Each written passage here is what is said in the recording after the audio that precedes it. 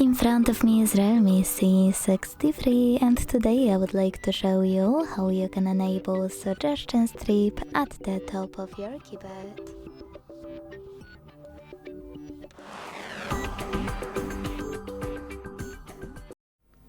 Begin by opening Settings and scrolling all the way down. Then hit System, Keyboard and Input Method, Manage Keyboards, and Gboard.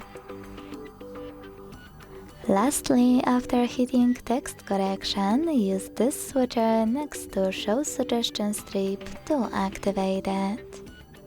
Then go back. As you can see, after that, my suggestion strip was successfully enabled.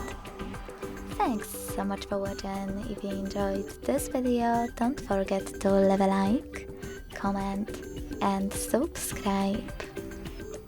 Bye!